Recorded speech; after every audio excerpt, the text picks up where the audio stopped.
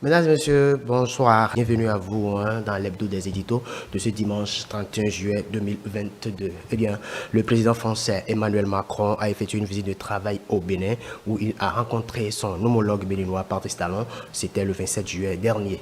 Une visite qui a permis aux deux chefs d'État de discuter de plusieurs questions, notamment la sécurité et la coopération culturelle. Alors, que retenir concrètement de cette visite du président français au Bénin? Le sujet est au cœur de cette émission. Notre pays, le Bénin, également va célébrer ce lundi 1er août son accession à la souveraineté nationale et internationale. 62 ans d'indépendance. Pour quel Bénin de demain? Nous en débattrons dans cette émission avec mes invités. Et si le temps nous le permet, nous aborderons également la question de la libération d'une trentaine de détenus. Macron a-t-il quelque chose à y voir? Autant de thématiques que nous allons aborder dans cette émission. Eh bien, pour débattre de tous ces sujets, je reçois sur cette émission Constant Yaweleou. Bonsoir. Bonsoir. Vous êtes directeur de Radio Planète. Merci de répondre à cette invitation. Je vous en prie. Également sur ce plateau, Wilfried Nelly Didonou. Bonsoir. Bonsoir, c'est Nelly Dodjinou. Ah, Nelly Dodjinou, voilà. Vous êtes journaliste, chef desk politique à Cristal TV. Merci de répondre à notre sollicitation. C'est moi. Ah bien, eh bien, je le disais à l'entame de cette émission, le président français Emmanuel Macron était au Bénin ce mercredi 27 juillet 2022. Alors dites-moi tout de suite, de façon générale, qu'est-ce que peut retenir concrètement de cette visite, monsieur Yaweleou? Oui, je crois que... De façon générale, que c'est une première depuis l'arrivée à la tête de ce pays du président Patrice Talon, et qui, lui, a effectué beaucoup de visites en France, et sachant que, tel qu'on a l'habitude de dire, la patrie colonisatrice, c'est la France. Le Bénin et la France ont beaucoup de choses à dire, et quand on reste loin, chaque fois pour le dire, je crois qu'on ne peut toujours pas tout cerner. Donc c'est une visite qui a tout son sens. Alors, Nelly Dodjinou, votre avis par rapport à la question? Pour ne pas répéter mon confrère, je dirais que c'est également une première. Une première pour le Bénin qui reçoit très peu de chefs d'État depuis l'avènement de Patrice Talon à la tête du pays. C'est très peu. Il y a eu le président de l'EM qui n'a pas un caractère très politique. C'est comme le président allemand, ils ne sont pas très politiques. Et puis la présidente de la Lettonie, je crois, si je ne me trompe pas, voilà, c'est très peu. Donc c'est une première, et on peut dire que c'est une avancée pour le Bénin de commencer par véritablement exister dans le Conseil des Nations. On va y revenir après. On va y revenir dans le fil de cette émission. Alors je vais rester avec vous, Nelly Dodjinou. D'aucuns n'y croyaient pas. Aujourd'hui, c'est une réalité. Est-ce que ça confirme les annonces de certains analystes politiques? Bon, moi j'analyse la chose sur deux hypothèses. La première hypothèse, c'est que le Bénin commence par être fréquentable. Ne prenez pas au premier degré, c'est des thèmes diplomatiques. Quand vous n'êtes pas fréquentable, c'est que vous ne répondez pas forcément aux normes de la communauté internationale, ou vous êtes isolé sur la scène diplomatique. Donc si on part de ce principe, on peut dire que le Bénin fait des efforts pour réintégrer le Conseil des Nations, en prenant par exemple, en siégeant par exemple à la Commission des droits de l'homme de l'ONU, en allant, le président Talon occupe un poste à la CEDEAO. Donc, bref, le Bénin fait... à l'ONU également, et à l'UEMOA. Voilà, à l'UEMOA. Bref, le Bénin fait des efforts pour devenir une nation fréquentable. Et la deuxième hypothèse, c'est qu'une France qui a besoin de protéger ses intérêts dans la sous-région. Comme vous le savez, la France se sent menacée.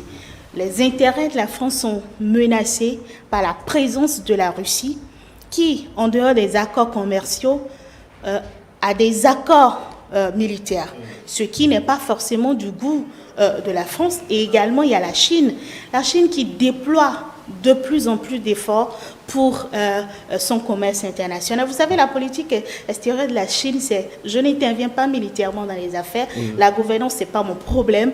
Mon problème, c'est comment commercer avec les autres. D'abord, les matières premières dont je peux bénéficier, la transformation, si je peux le faire sur place ou si je dois le faire sur mon territoire, il faut un marché de consommation. Donc, quand vous êtes face à deux grandes puissances qui vous menacent, forcément, vous allez agir. Vous réagissez. Vous allez agir, et quand vous suivez les discours d'Emmanuel Macron tout au long de son séjour en Afrique, c'est une tournée Cameroun, Bénin, Guinée équatoriale, il s'est plus adressé à la Russie qu'aux Africains. Donc juste, c'est les deux hypothèses, et moi je pense que la deuxième hypothèse est la plus plausible pour moi. La France vient quand même pour assurer ses arrières. Alors, Constant Yawedo, la France vient pour assurer ses arrières, la France qui se sent menacée, c'est votre avis? Exactement, parce que on a constaté dans le discours du président français que même avant son arrivée, il avait déjà tenu le discours depuis là-bas qu'il faut un nouveau contrat avec les partenaires. Donc il faut un nouveau contrat avec les pays africains parce que la Russie menace de l'autre côté et on sent que les pays africains ont commencé, surtout nous connaissons la situation avec l'Algérie déjà, qui est vraiment difficile à gérer pour la France, et maintenant c'est l'Afrique de l'Ouest, à commencer par le Mali, mais à voir ce qui se passe en Guinée et au Burkina. Oui, ici vous avez la majorité de vos intérêts du continent dans une région pareille, vous êtes obligé d'anticiper. Mais on sent déjà dans le langage qu'il y a un redéploiement de la technique, une révision de la technique diplomatique de la France envers ces anciennes colonies. Voilà. Donc, rester toujours là-bas pour négocier tout. Et c'est pas évident. Je crois que la diplomatie française a compris qu'il faut mettre les pieds dans les plats, sinon que l'épidémie anti-française qui a démarré enfin, c'est pas forcément que tout le monde pourra le faire à la manière du Mali.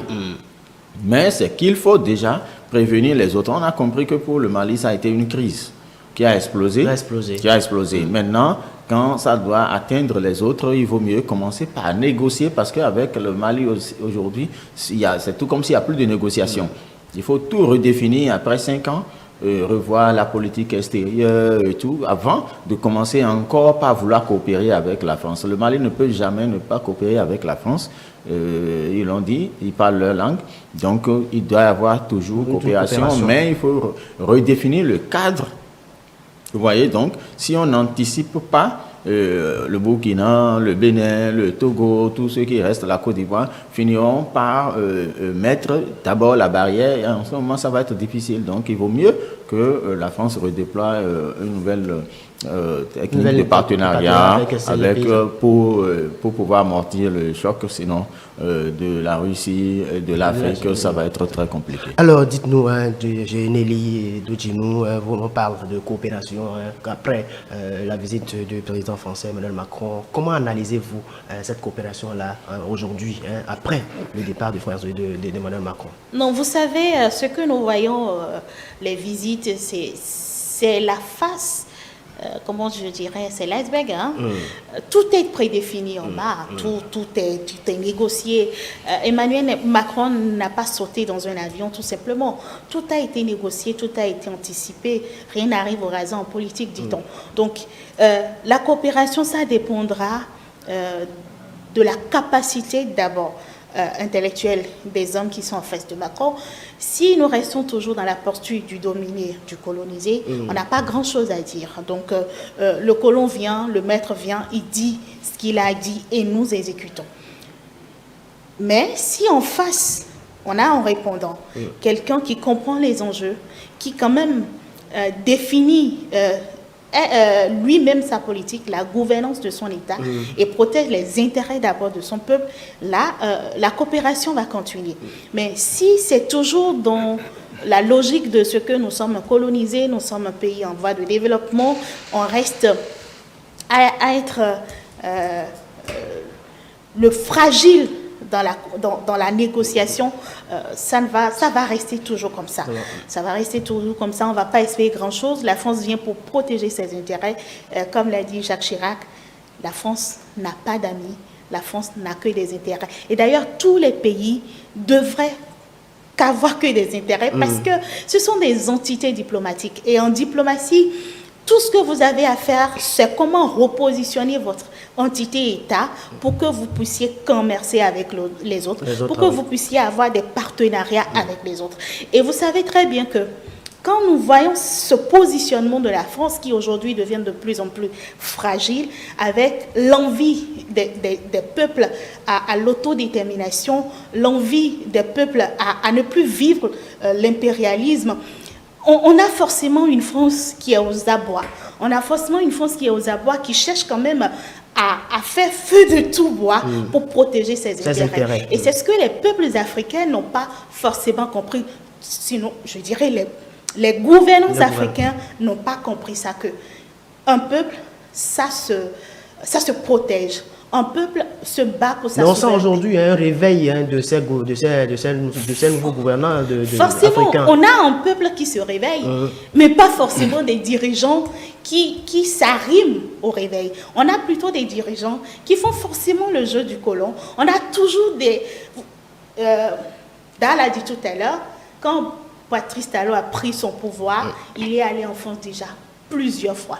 Et on vous dira dans l'histoire politique du Bénin que le mal qu'a commis, le crime de lèse-majesté qu'a commis le président Dieudonné Soglo, c'était qu'après avoir pris le pouvoir, le premier pays à visiter, c'était les États-Unis. Et ça, la France n'a pas digéré. Juste pour vous dire que nous sommes restés dans cette culture avec le colon, où il faut aller prendre, c'est comme si un cahier de charge qu'on vous remet à l'Élysée et vous venez exécuter. Donc forcément, les dirigeants ne sont pas arrimés aux besoins ou bien aux ambitions des peuples. C'est pour ça, chaque jour, vous avez des gens qui se lèvent, qui se battent. On parle du panafricanisme, on parle de l'anti-impérialisme, on parle de tout.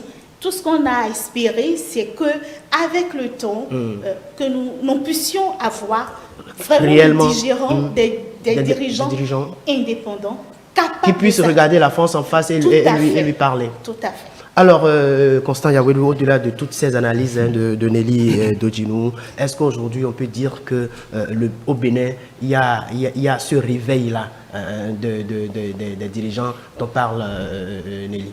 Absolument. Il y a ce réveil, mais tel que Nelly le disait tout à l'heure, c'est que ça ne rime pas. Il semble que tout le monde ne définit pas le réveil de la même manière.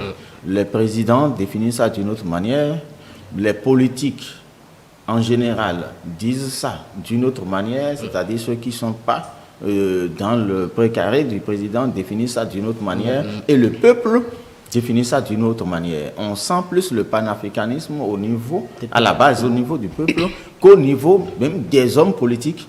Parce que dès que ce sont les hommes politiques qui doivent définir, qui doivent décider, ils ont toujours leur regard sur leur intérêt.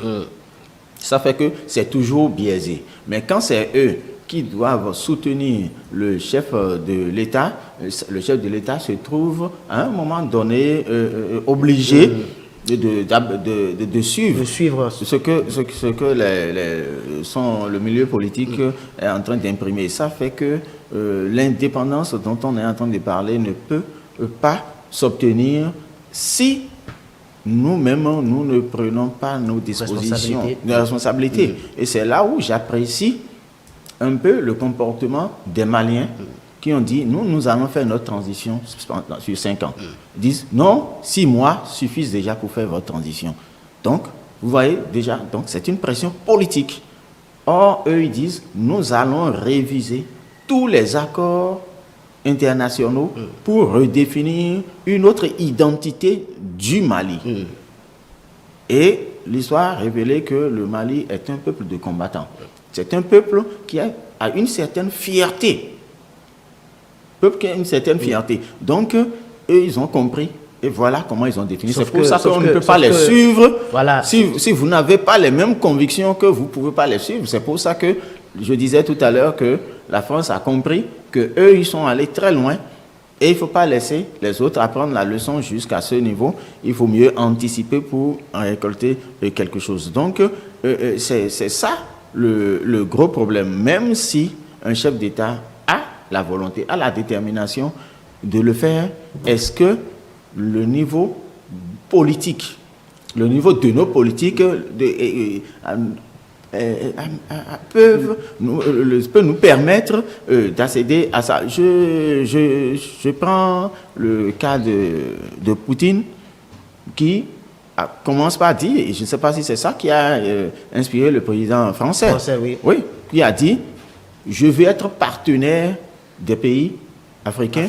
Et non leur colonisateur. Est-ce que c'est peut-être ça qui a suscité cette descente oui, en parce Afrique, que vous avez vu, nous sommes autour d'une table qui a une bonne longueur.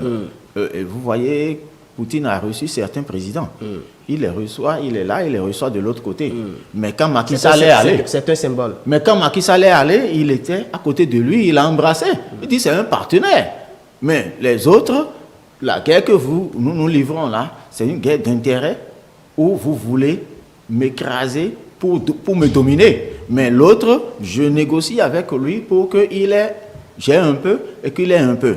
Donc c'est ça, ce que nous n'avons pas vécu. Il y a d'autres pays où les accords sont que la France doit exploiter leurs ressources à vie. Mais bon, vous voyez donc... Ce n'est plus le cas aujourd'hui. Avec les échanges entre les deux chefs d'État, il y a eu beaucoup de choses qui ont été dites c'est pour ça qu'il faut forcément saluer le courage du président Patrice Talon, qui, au-delà de tout, a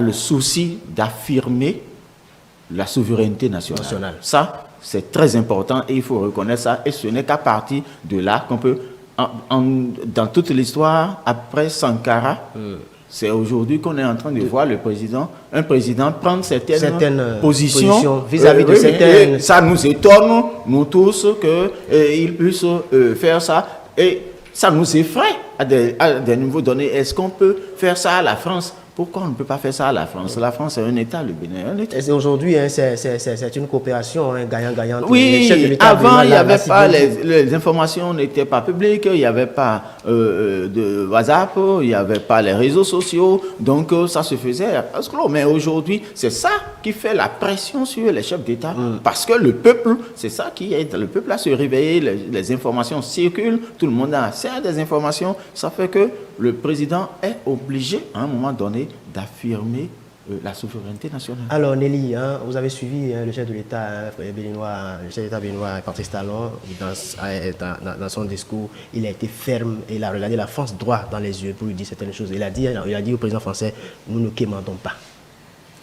Oui, c'est beau, Patrice Talon, on a tout à le reprocher, surtout moi, mais il faut reconnaître qu'il adopte vraiment la posture d'un chef d'État, il incarne de façon extérieure. Un chef d'État, il est ponctuel, il est sapé, chic, beau, propre, c'est tout beau. Vous savez, ces discours-là, je vous ai dit, rien n'arrive au hasard en politique. Rien n'arrive au hasard en politique, tout est calculé, tout est millimétré et chaque mot qui est dit est prévu. Ce n'est pas que dans les discours. Vous savez, les discours, moi, franchement, ça ne m'émeut pas. Moi, je vois les hommes, j'apprécie plutôt les actes des hommes. Des discours, nous en avons eu tellement. Et ce qu'il ne faut pas ignorer, c'est que le politique calcule et vous dit ce que vous avez envie d'entendre. Vous avez tous gobé quand Patrice Talon dit en face de Emmanuel Macron que nous, on est ci, on est ça. Oui. C'est ce que vous voulez entendre et ça vous fait plaisir. Après, mais est-ce que c'est pas la réalité? Est-ce que c'est pas ce que le peuple, le Bénin veut qu'il a exprimé de cette façon-là? Bon. Parce que vous dites au-delà de tous les discours que tout se fait en amont. Dites-moi, est-ce que le pacte colonial existe encore? Est-ce que le pacte colonial continue d'être exécuté? C'est déjà basique. Vous savez, il faut aller en profondeur. Moi, je ne reste pas dans le superficiel. Je ne reste pas dans l'émotion. Je ne suis pas très émotive. J'analyse juste les faits et je tire ma conclusion. Est-ce que, depuis que Patrice Talon est là, il agit pour que le pacte colonial qui nous lie avec la France soit résilié? Dans ce pacte, je vous donne 2 exemples. Il y a les palais, le palais du gouverneur, les trucs. Est-ce que vous savez que nous louons ça? Est-ce que vous savez que le Bénin, chaque fois, paye pour ça? C'est déjà par là il faut commencer. Et c'est ce que les Maliens font, que nous, peuple béninois, nous ne faisons pas, ou les autres peuples, nous ne faisons pas. C'est d'abord redéfinir les accords qui nous lient avec le colon. Parlons du pacte colonial. On dit, heureusement pour le Bénin, nous n'avions pas de minerais qui plaisent aux gens, sinon dans le pacte, il est dit, tout minerai trouvé sur le territoire colonisé appartient d'abord à la France, sauf si la France n'est pas intéressée pour l'exploitation. C'est-à-dire que quand vous allez trouver... Parce que c'est la France qui a colonisé ces pays-là. Justement, c'est pour ça que moi je dis, ce sont des actes que moi j'apprécie. Ne serait-ce que résilier ce pacte, ce serait la grande victoire que nous aurons eue sur la France. Mais garder ce pacte avec d'autres accords, d'autres compromissions, moi, j'apprécie la posture du chef de l'État. J'apprécie l'image qu'il renvoie. Un chef qui s'assume, un chef ponctuel, réglo, beau, chic, propre. Ça fait quand même, ça donne de l'assurance à votre interlocuteur. Il n'a pas, vous voyez d'abord, à partir de l'aéroport jusqu'au palais, tout est réglé propre. Ça fait plaisir à voir ça, contrairement au folklore qu'on a vu ailleurs, au Cameroun ou en Guinée. Donc, il a fait cette exception. Mais au-delà de la communication politique, parce que tout ça, c'est de la communication politique. Au-delà de la communication politique, qu'est-ce qu'on a réellement fait? Quel est l'acte fort qu'on a posé pour commencer, comment vous dites, couper le cordon ombilical? On n'a rien fait encore, rien du tout. Et il faut tirer... C'est votre avis, parce qu'il y a beaucoup moi j'analyse les faits. Je vous ai dit tout à l'heure, je suis partie des faits. Je vous ai expliqué. Et je tire ma conclusion de ce que je vous ai exposé. Oui. Donc, vous comprenez que je suis logique. Oui. Allez-y. Donc, quand nous avions fait ça, on peut profiter de cette belle communication et rappeler à Patrice Talon ses engagements. Celui de rendre le Bénin prospère, ceux de nous rendre glorieux, c'est d'abord commencer par à nous mettre au travail. Quand je dis travail, aucune nation ne se développe en suit des discours. Ça passe par la production, ça passe par l'industrialisation. Le Béninois, c'est le meilleur des cadres quand vous le mettez dans les conditions. Les meilleurs médecins à travers le monde, c'est les Béninois en majorité qui rivalisent un peu avec les Sénégalais. Vous prenez l'enseignement, allez au Gabon, au Congo, partout, ce sont les meilleurs. Vous savez, le vrai problème de chez nous, parce que quand vous demandez à l'autre de vous libérer, il faut que vous ayez l'assurance que vous tenez sur vos 2 pieds. Mais si vous ne tenez pas sur vos 2 pieds, que vous n'êtes pas capable de vous tenir, vous n'allez pas pouvoir bouger.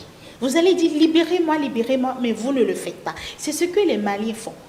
Mais est-ce que vous ne voyez pas que depuis 2016, avec la dynamique impulsée par le chef de l'État pour redéfinir certaines choses, beaucoup de choses ont commencé à changer dans le pays? Regardez la France par exemple en face et lui dire certaines choses. Je peux regarder le président français droit dans les yeux si nous sommes homologues, comment vous appelez. Tout le monde peut faire ça. Ce que moi, je vous dis, c'est beau tout ça.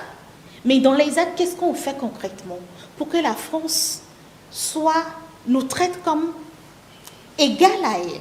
C'est d'abord notre souveraineté qu'on doit chercher. Et cette souveraineté passe par la formation, ça passe par la production.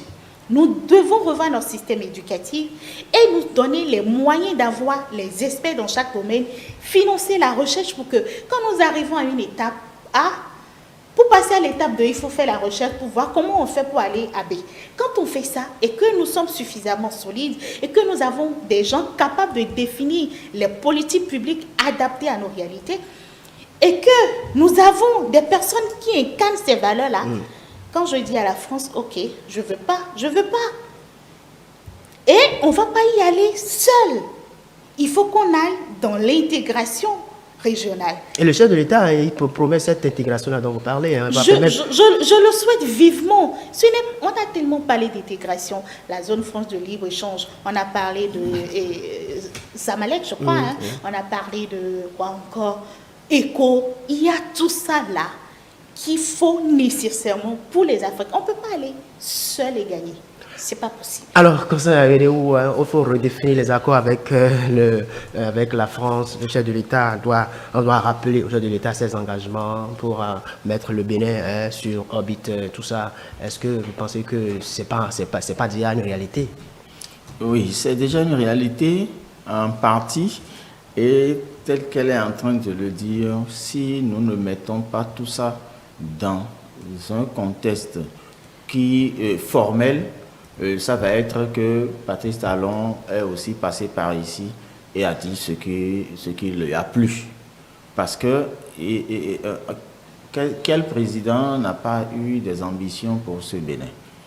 Mais à partir du moment où, au plan international, l'intégration n'est pas possible, et à partir de ce moment, c'est que vous, même si on vous intègre, on vous met en attente. Vous observez les autres. Donc c'est pour ça que c'est bien d'avoir les idées, mais c'est qu'il faut qu'on s'oblige vraiment à atteindre le niveau que nous nous donnons. Et sur ça, c'est qu'il faut redéfinir la politique générale.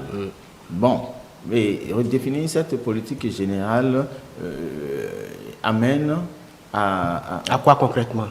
Ça amène à quoi concrètement, cette redéfinition de la politique? Ça amène à dépolitiser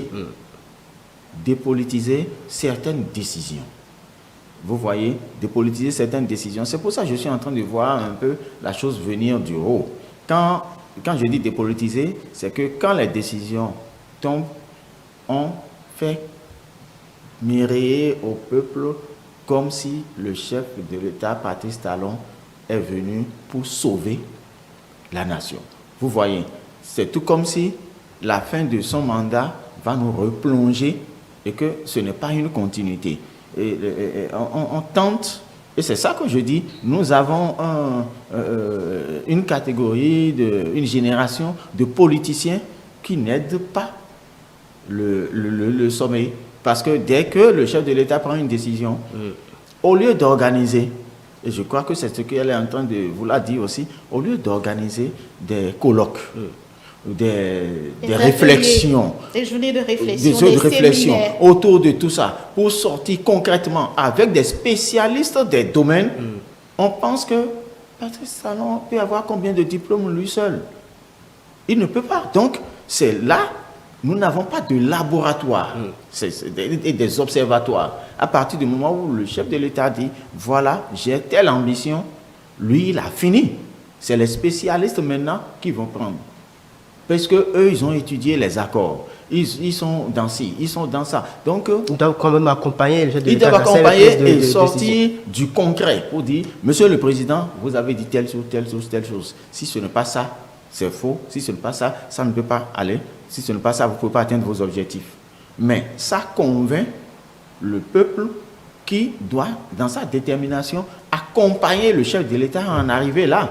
Mais quand c'est le monsieur qui, excusez-moi, qui a distribué 200 pour devenir député, qui vient nous expliquer ce que le chef de l'État a pris comme décision, et ce n'est pas un professeur d'université, et ce n'est pas un cadre... Pour vous, ça pose un problème. Mais ça pose forcément... C'est un élu quand même qui doit... Parce que dans 6 mois, il va quitter, c'est un autre qui viendra nous dire encore, il n'est pas ingénieur agronome, et il vient nous parler de l'agriculture, comment le Bénin va se développer. C'est pour ça que je dis, il faut rendre un peu scientifique la gestion.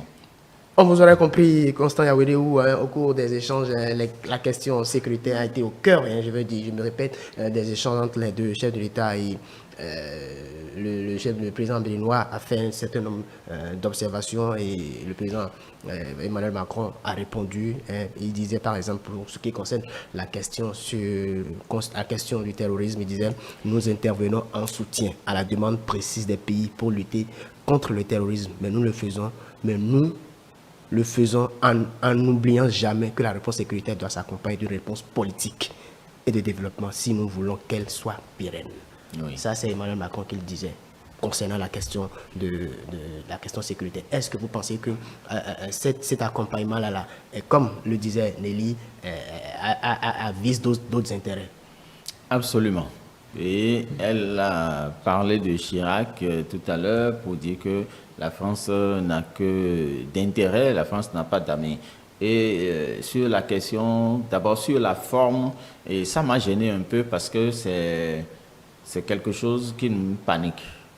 Ça nous a paniqué parce que c'est face au terrorisme, tout ce qui se disait, c'était un peu tout comme si on était à la hauteur et on faisait déjà beaucoup de choses pour repousser les terroristes et tout ça. Ça avait apaisé quand même quelque peu le peuple. Mais ce débat-là qui a été public m'a un peu gêné parce que oui, ça a montré, ou ça doit montrer aux terroristes que les moyens, qu'on a encore peur d'eux, que les moyens dont on dispose, on ne peut pas déployer, on ne sont pas encore on peut pas quand même publier tout ce qu'on a comme moyen pour lutter contre le terrorisme au vu au-dessus de tout le monde. Oui, c'est pour ça que je dis que ce débat ne devrait pas être un débat public. Ça, c'est trop stratégique pour être public. L'agresseur est là. Et vous commencez par discuter à haute voix des moyens, de comment vous allez déployer les moyens, comment les moyens vous manquent, et l'autre va vous venir au secours et tout ça. Mais ça va galvaniser l'adversaire qui va dire, bon, en attendant qu'il ne retourne en France pour envoyer quelque chose avant que le ministre des Affaires étrangères n'aille négocier. Ah non, nous on peut déjà encore avancer parce que... On n'en arrivera pas là parce que les forces de défense béninoises sont quand même... Mais c'est pour ça que je dis, en le disant, c'est comme si l'effort qu'ils sont en train de faire, c'est qu'ils n'étaient pas en train de nous dire la vérité. Tout le monde a besoin. L'Ukraine n'est pas un petit pays en armement, mais aujourd'hui, on est en train de l'aider. Donc la coopération militaire est là. Mais le débat à la place publique, ça me gêne un tout petit peu. Et on a entendu ce qu'on a voulu entendre parce que Macron a dit, vous allez venir me dire ce que je vais exploiter chez vous avant de vous soutenir. Ça, c'est ce que j'ai retenu de cette phrase-là. Alors, Nelly, la France a accepté, accompagné le Bénin sur le plan sécuritaire. Est-ce que vous y croyez? Non, elle fonctionne suivant son programme à elle, tout simplement. Quand on vous dit replier, ramassez vos clics et claques et quitter le Mali, quand on dit ça, il faut, pour la logistique, le flux là, il faut des pays pour accepter passer vos matériels. Vous avez vu au temps de la crise burkinabé, les Burkinabés ont bloqué la voie pour que la logistique passe. Donc, il faut négocier tout ça là. Quoi qu'on dise, nous avons encore notre territoire, notre espace aérien qui nous appartient et notre terre qui nous appartiennent. Donc, il faut forcément négocier tout ça. Est-ce que le Bénin quand même n'a pas besoin de cet accompagnement-là? Bon, le Bénin a besoin d'accompagnement. Tous les États ont besoin d'accompagnement parce qu'aucun État n'est aussi fort dans tous les domaines.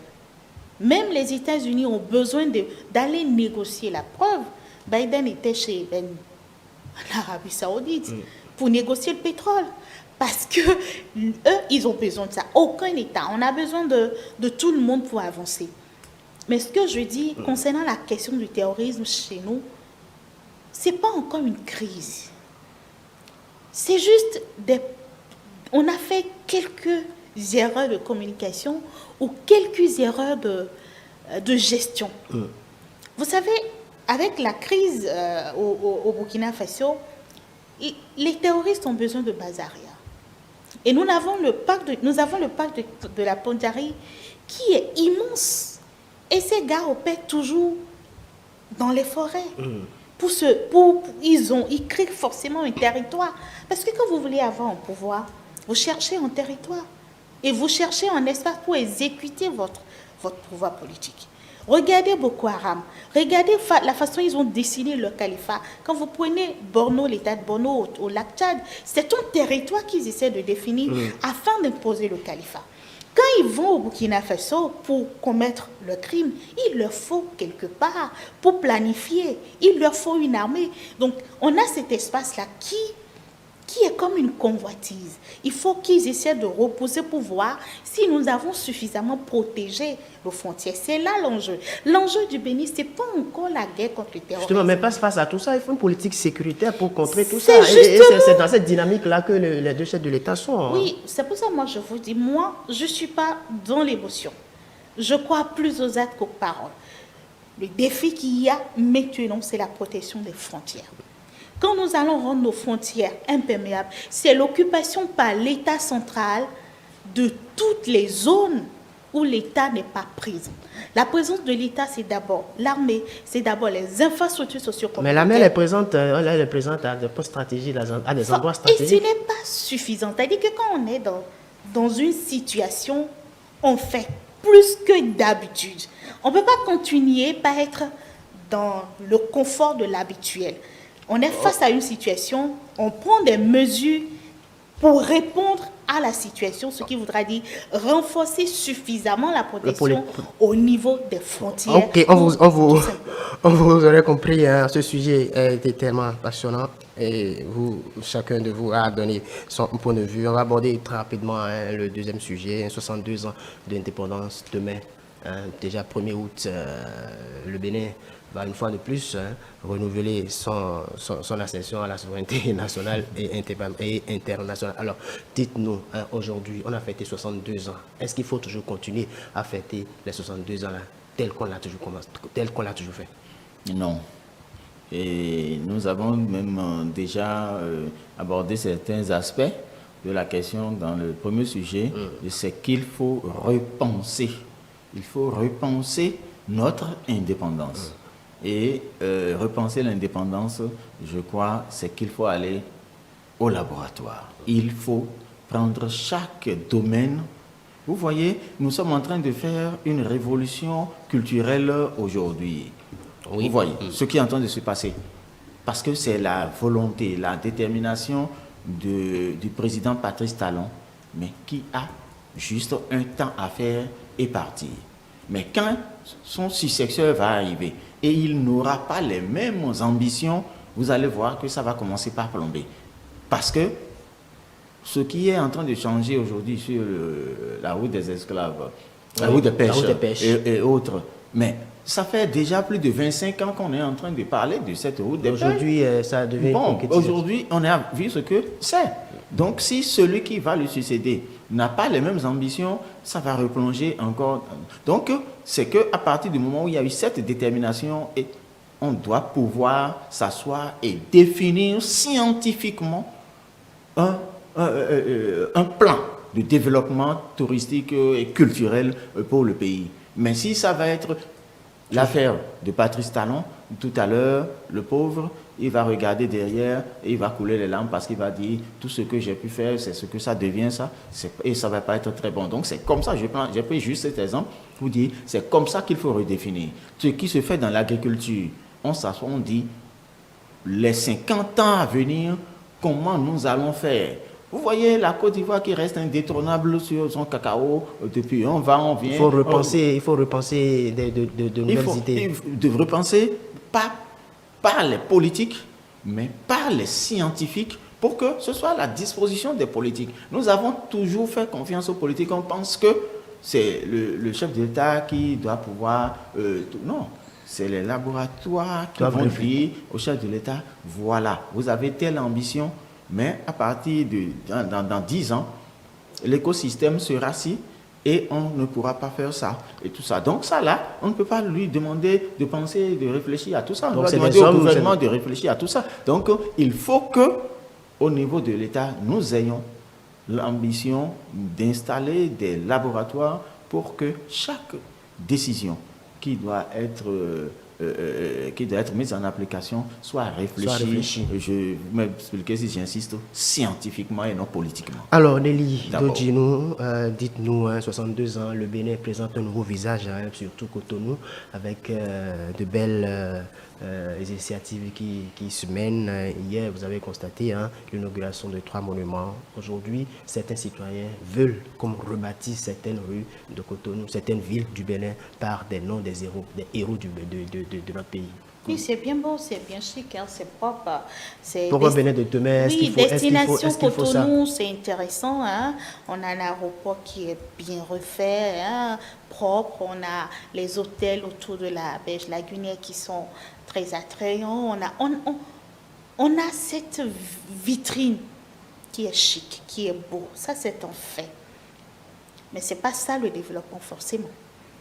Le développement, Dan l'a dit tout à l'heure, c'est d'abord l'éducation, la formation et la recherche. Quand vous prenez les politiques générales, les politiques de façon générale des États africains, ils n'ont pas vraiment d'outils. Mais aujourd'hui, s'il vous plaît, laissez-moi aller au bout de... Ok, allez-y. N'ont pas véritablement d'outils. Si ce n'est pas le FMI, la Banque mondiale, qui leur fixe des objectifs, forcément, ça tâtonne. Le véritable enjeu, on parlera d'indépendance si nous arrivons quand même à nous fixer nous-mêmes les vrais objectifs. Tu as dit que sur 50 ans, qu'est-ce que le Bénin veut être? Le Bénin veut être un pays agricole. Donc, nous formons en agronomie, nous formons des spécialistes de la terre, nous formons les transformateurs, nous formons tous ceux qui rentrent dans cet objectif de 50 ans d'un pays agricole. On forme tous les acteurs pour ça.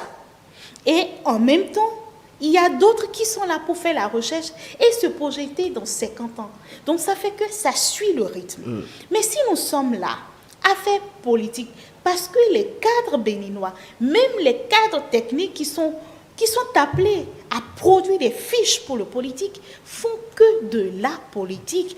Et quand ils ne font que ça, le résultat est là. Le gars, il aura peut-être beau ses ambitions.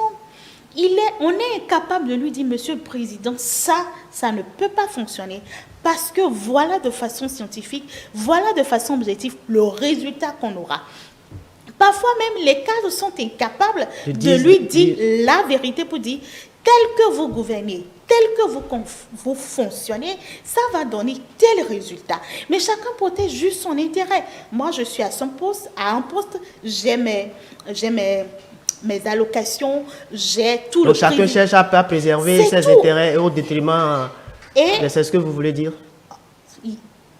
Intérêt personnel au détriment de l'intérêt général. Okay, le Béninois est individualiste. Et pour finir, je dirais, il faut revoir l'éducation de base. L'éducation de base, c'est que ceux qui sont là sont issus des familles, sont issus d'une formation.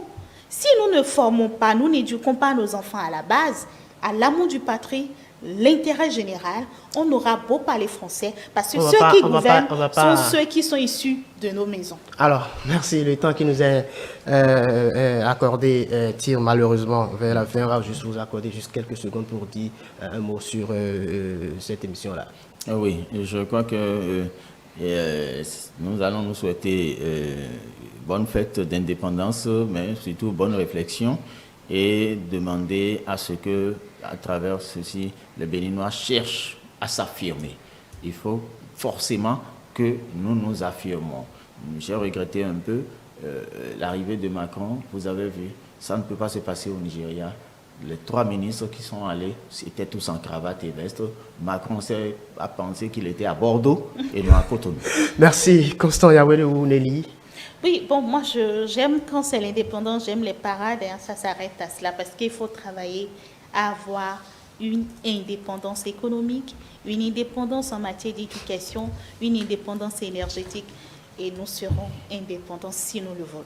Merci, chers invités. Voilà, c'est la fin de cette émission, l'hebdo des éditos de ce dimanche 31 juillet 2022. Deux sujets ont été au cœur de cette émission. La visite du président français Emmanuel Macron et les 62 ans d'indépendance de notre pays que nous allons célébrer demain. Voilà les deux sujets qui nous a permis de faire cette émission-là. Merci, chers invités. Merci, Constant Yawedou. Merci d'être passé. Nelly Dojino, merci également d'être passé. Voilà, c'est tout pour cette émission. Le programme se poursuit. Au revoir et bonsoir chez vous.